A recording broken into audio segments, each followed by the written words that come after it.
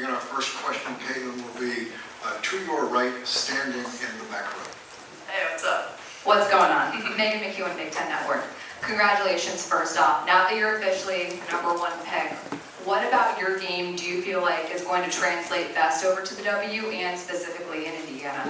Yeah, I think the biggest thing is definitely my passing. I think that's at times kind of what gets overlooked in my game. I think I think the scoring and the long shots is what everybody falls in love with, and then obviously going to an organization that has, in my eyes, one of the best post players in the entire world. That's my point guard eyes just light up at that, and obviously Aaliyah's been one of my teammates before, so I'm excited. I can't wait.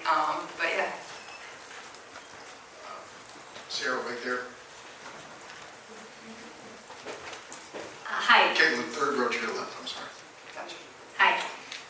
Who's your biggest rival going into the season? Honestly, I don't really feel like I have a rival. I think the biggest thing is the WNBA is so competitive right now. Every single time you step on the floor, it's going to be a rivalry. I think so many teams are loaded with so much talent, and this is the most competitive league in the entire world. Less than 144 spots, so you better bring it every single night. And I think that's exactly what I'm going to do. But I think that's exactly how I lived my college career too. Is every single game, no matter what the opponent was, I prepped the exact same way. I prepared the same way. I brought the same fire. I brought the same energy, and I think that's the biggest thing going into my WNBA career. Andre.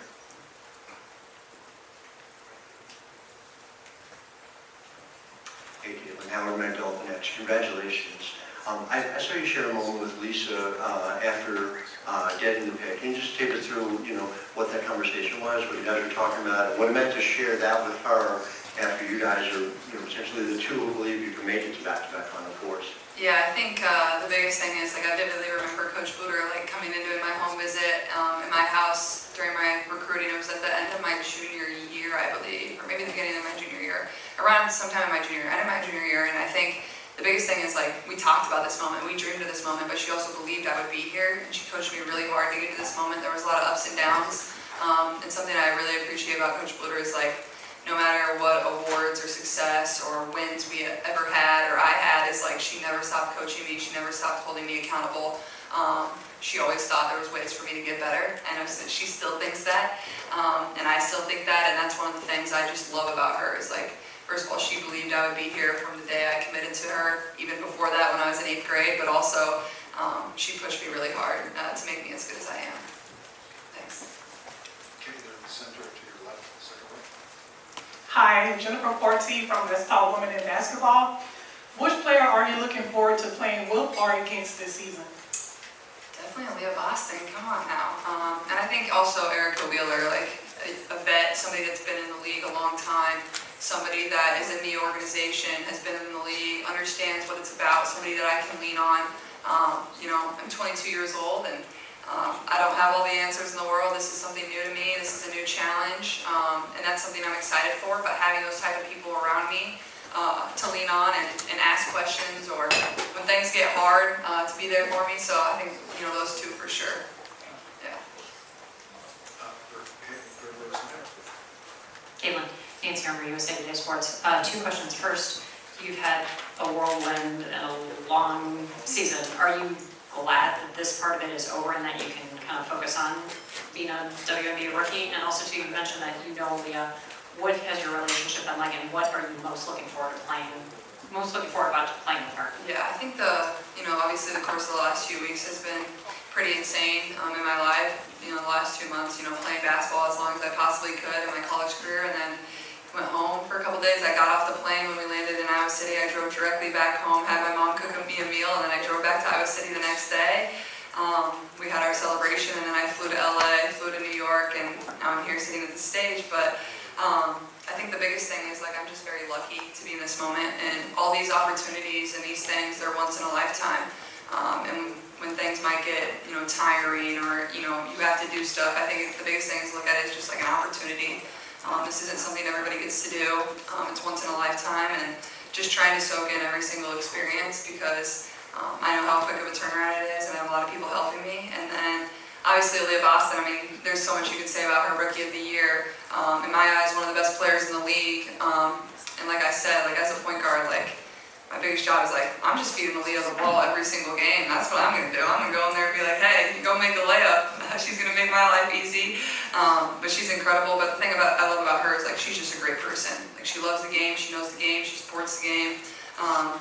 And she has a smile that affects a lot of people and brings a lot of joy to people when they watch her. So I can't wait to be her teammate again. Caitlin, in the center section, last row to your right. Hey, Caitlin Dillman from Sportico.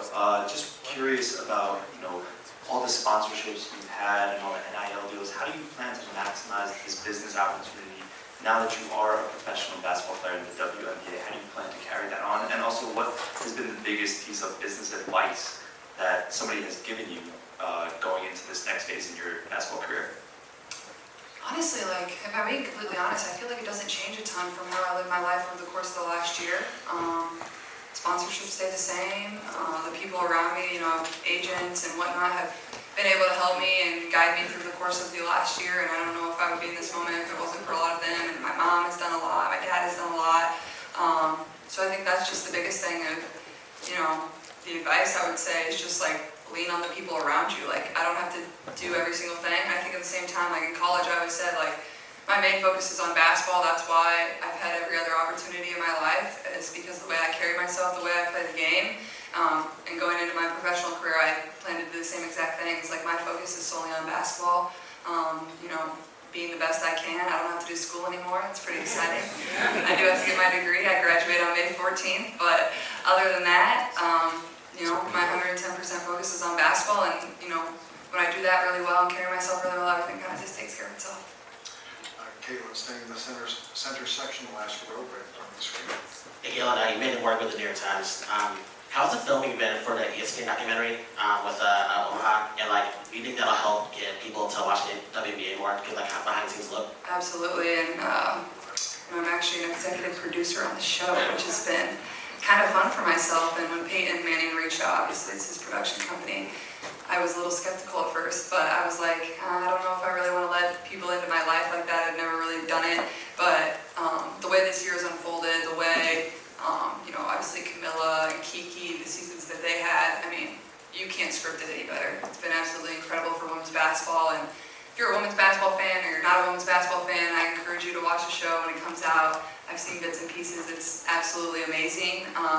It really allows you to understand the student athlete for way more than just a basketball player, and I think that's really important. I think that's going to allow fans of the W, fans of college, to really understand what they go through, but love them even more for who they are and what they do and what they're about. So I'm excited for everybody to see it, and it's been a special project. Caitlin, to your right, the second row, all the way to the right. Hi, Caitlin, Alexa, Bill, ESPN. Congratulations. The Fever haven't been to the postseason since Tamika Catchings was on the team. You've had some time to think about what your role could be like in Indiana. How important or how excited are you about the prospect of hopefully getting the Fever back in the playoffs with this young core that you're building around? Yeah, absolutely, and that's definitely our goal, is to get back to championship habits. And I think it's so cool for me. Like, I vividly remember my freshman year during the bubble, we played Kentucky in the round of 32, and Tamika was on the game, and I was like tweaking out. Like, I couldn't believe she was calling one of my games. Like, somebody I idolized, somebody that I loved, and somebody that is not only a great basketball player and everything that she did, but she's a tremendous person. And I just think that speaks to the organization as a whole, and everything they do is so first class. And I'm very lucky to be going there to an organization that really loves women's basketball. I mean, you see it today. I think they had 17,000 tickets claimed to just watch the draft. I think that shows the excitement in Indianapolis. It's a great basketball city. Obviously, what the Pacers have been able to do this year is special in the playoffs. And yeah, I think I'm just excited. And like you said, there's a lot of young talent on the team, and just getting back to the playoffs and doing everything we can to win a lot of basketball games is certainly the goal. Caitlin, to your left in the first row. Hi, Shara Taylor, New York Beacon. Congratulations. Can you take us through the motions of being the #1 all-time scorer in the NCAA to the emotions you felt when you heard your name called today?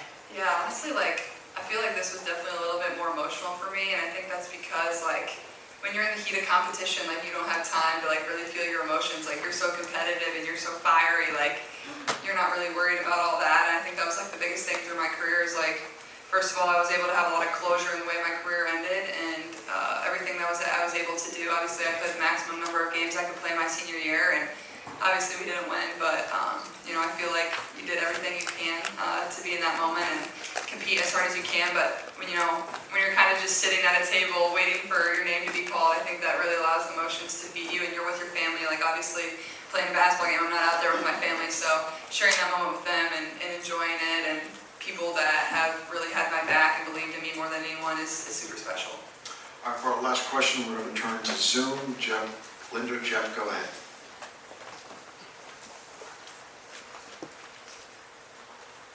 Hey, Caitlin, congratulations. You're going to a basketball crazy state in Indiana. Indiana is basketball. Basketball is Indiana. Just your thoughts of being part of that.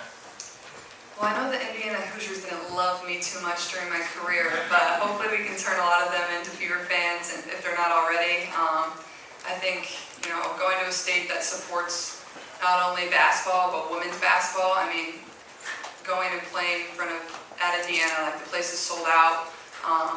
Doing the same for the Fever is, certainly our goal, and having a lot of fans there every single night. And for myself, I can't imagine a more perfect fit, a better place for me to start my professional career, an organization that really just believes in women's basketball and wants to do everything the right way.